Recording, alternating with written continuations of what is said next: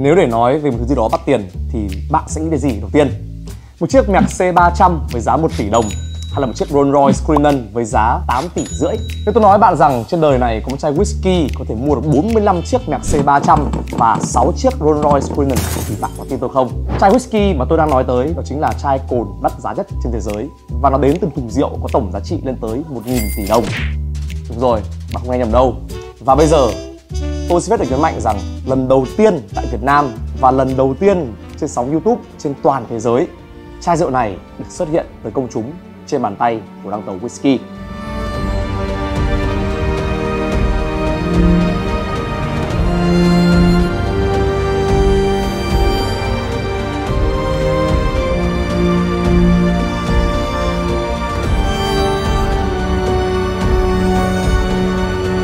Và trên tay tôi bây giờ là chai Macallan 1926 Fine Rare 60 năm, có giá bán năm 2019 là 45 tỷ đồng, hay cụ thể hơn là 1,5 triệu bảng. Xuất hiện từ năm 1986, chỉ từ 5.000 bảng. Giá của chai rượu này qua 3 thập kỷ đã tăng lên 29.900 lần và trở thành chai rượu đắt nhất trên thế giới.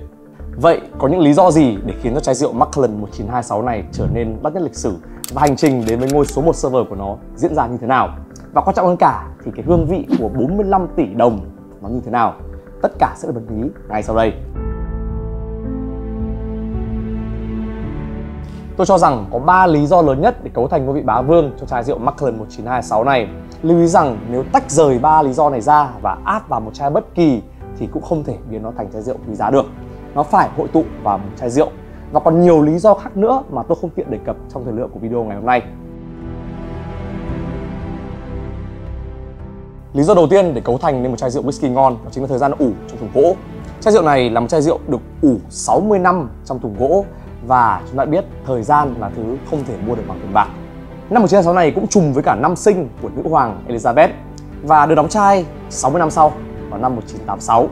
Nên nhớ rằng chai rượu này được đóng vào năm 1986. Cái điều kiện bảo quản của thời kỳ đó thì không được tốt như ngày nay, vậy nên là cái tốc độ bay hơi là rất lớn. Một chai whisky cổ đến mấy mà nồng độ cồn dưới 40% thì vẫn không được gọi là whisky, mà chỉ được gọi là spirit. Thật may thay, vào năm 1986 khi mà họ kiểm tra cái thùng gỗ này thì chai rượu này đạt một nồng độ cồn là 42,6 sau 60 năm trong thùng gỗ. Quả là một điều thần kỳ. Lý do thứ hai đó chính là chai rượu Macallan 1926 này đến từ một thùng gỗ vô cùng quý giá với lượng rượu vô cùng giới hạn.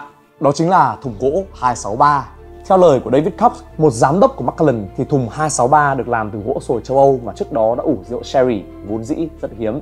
Như chúng ta đã biết thì khi mà rượu whisky được ủ trong thùng gỗ thì một phần rượu sẽ bị bay hơi qua thời gian, phần còn lại thì sẽ ở lại và hấp thụ những cái tinh túy của thùng gỗ để trở thành tinh hoa.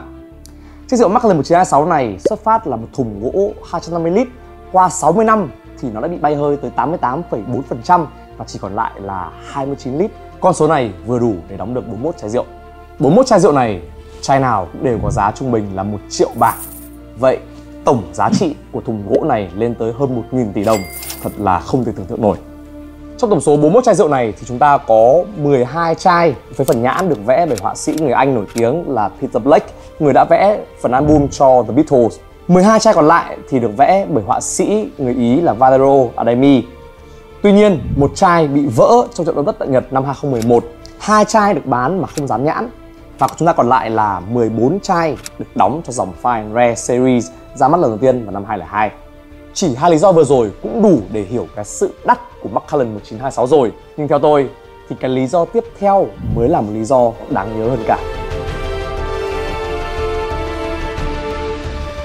Nếu Alexander Reed là người đã thành lập ra hãng Macallan thì Janet Harbinson, hay gọi thân mật hơn là Nettie, mới là người đưa Macallan lên đến đỉnh cao. Bà cũng chính là người đã tạo ra series Macallan Fine Rare huyền thoại. Cụ thể là vào năm 1918, chỉ vài tháng trước khi Thế chiến thứ nhất kết thúc, thì chồng của bà là Alexander Harbinson đã qua đời. Ông trước đó là giám đốc điều hành của nhà máy Macallan. Vậy nên Nettie đã trở thành người thừa kế hợp pháp của nhà máy Macallan. Tuy nhiên, Nettie đã gặp vô vàn khó khăn tại thời gian đó, khi mà thời kỳ đó là thời kỳ trọng nam khinh nữ. Theo một bộ phim tài liệu được sản xuất bởi Macallan để tôn vinh Nettie thì có vẻ như suýt chút nữa bà đã bán nhà máy Macallan cho chính đối thủ của mình. Sau khi sở hữu nhà máy Macallan thì theo bạn Nettie đã làm gì?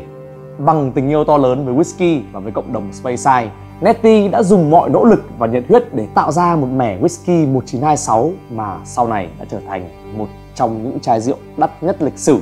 Nếu ngày đó Netty bán đi thương hiệu rượu Macallan của mình cho đối thủ thì không biết rằng tương lai Macallan sẽ đi về đâu. Và có một điều chắc chắn rằng tôi sẽ không ngồi đây để làm video về chai rượu này. Theo lời của Custin Campbell, Master Whisky Maker của Macallan, thì cái sự tồn tại của Macallan là di sản rõ rệt nhất từ quyết định đúng đắn của Netty với gia đình, với cộng đồng và của chính nhà máy này. Nếu bạn là một trong những người may mắn được sở hữu chai Macallan 1926 này thì cái thứ bạn sở hữu nó không chỉ đơn giản là rượu whisky mà nó còn đại diện cho nghệ thuật, lịch sử, sự hy sinh và lòng dũng cảm của những con người thời kỳ đó. Thật ra năm 2019 không phải là năm đầu tiên mà chai rượu Macallan 1926 này phá kỷ lục thế giới. Nó đã phá kỷ lục thế giới ngay từ khi ra mắt vào năm 1987 với giá là 5.000 bảng. Vào thời kỳ đó thì 5.000 bảng đã là chai rượu đắt nhất trên thế giới. Macallan 1926 đã trở thành biểu tượng của chất lượng, của những gì tinh túy nhất mà một chai whisky có thể đem lại. Và đó chính là lý do mà tại sao nó được săn lùng gắt gao trong giới chơi rượu, là vật phẩm trong mơ của mọi nhà sưu tầm whisky.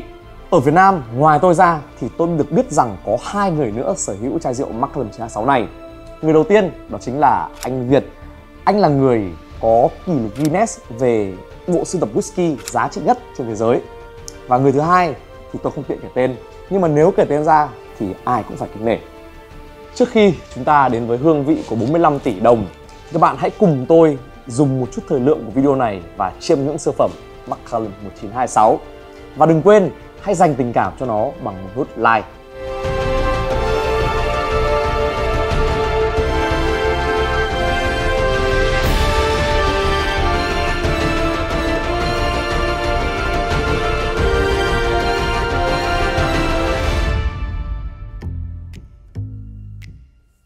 Một câu hỏi tôi hay được nhận khi mà kể về chai rượu Macallan 1926 đó chính là đắt như thế thì uống có ngon không? Thật ra dùng từ ngon để mô tả chai rượu này là không hề phù hợp.